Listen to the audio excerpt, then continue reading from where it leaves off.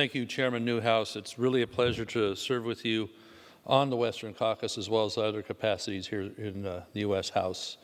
Indeed, you've really invigorated the effort that the caucus is making on having these key issues on all manner of things, not just Western, but really for the whole country, having so much to do with resources and such.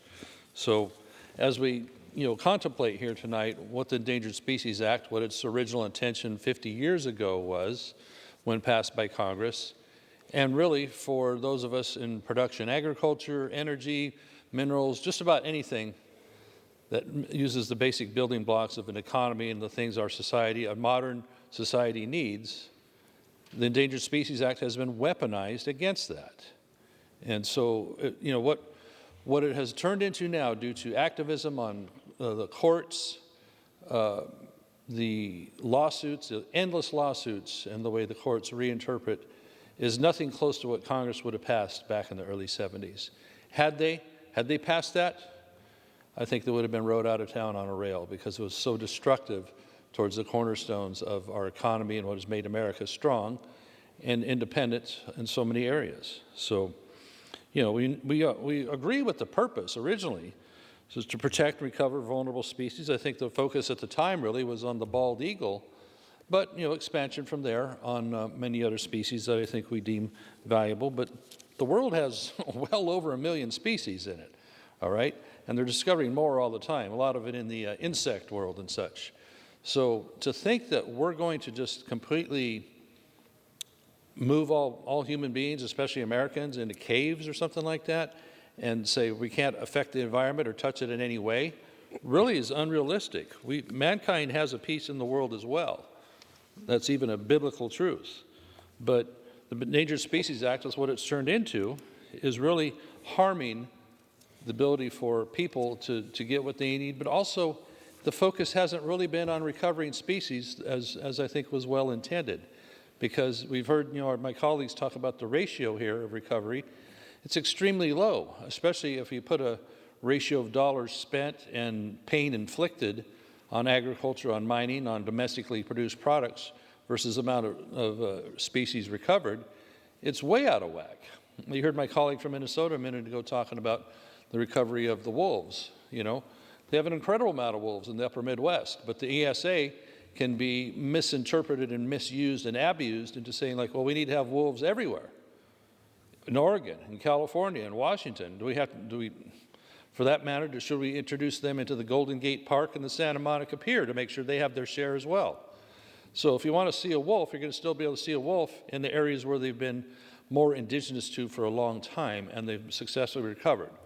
But this is what we put up with, is that they introduce them into areas where now livestock and people making a living in rural areas in Wyoming and Montana and Northeast California and Oregon have to suffer with the ideology of just introducing them everywhere and saying this is now going to make them not on the list anymore.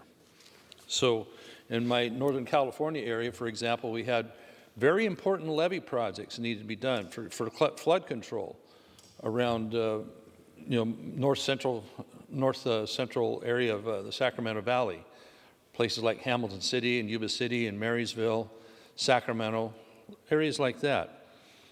Well, they seemed to shop for a species du jour to stop projects, and what they settled on was the Valley elderberry longhorn beetle, which not that many years ago, U.S. Fish and Wildlife actually recommended for it to be delisted.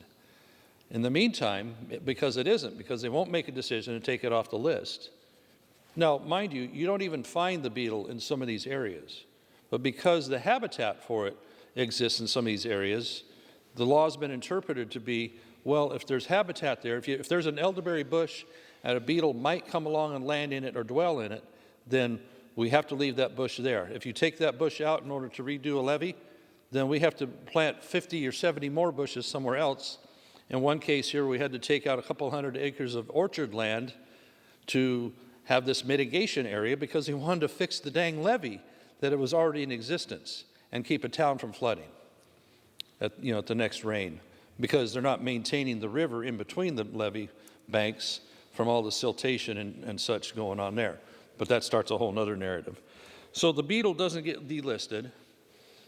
The levee work doesn't get done farther south in the Yuba City, Marysville area. This is going on 20, 30 years ago. A lot of great work has been done since then, but it's been made much more expensive, much more arduous because of the threat of lawsuit and because of the ESA. But I'll remind you that years ago, lives were lost and hundreds of millions of dollars of damage was done by a levee blowing out in that southern area of my district in Yuba City, Marysville, on the Marysville side. And so with all that damage, 3 lives were lost, and finally the state of California lost a lawsuit for, I think, $400 million because they were derelict in doing the work to maintain the levees, all because of this, okay? So what I'm talking about here as well is the ability to keep food on the table. Now, California, this chart I'm showing you here, is responsible for, in some of these crops, 100%, well above 90% of the crops that Americans consume that come primarily from California. So when we have the ESA stopping us from keeping farmland safe from flood, but also at the same time building the water storage projects that are important to store water. Now, we were blessed this year with a tremendous amount of rain and snowpack, and we're really happy about it.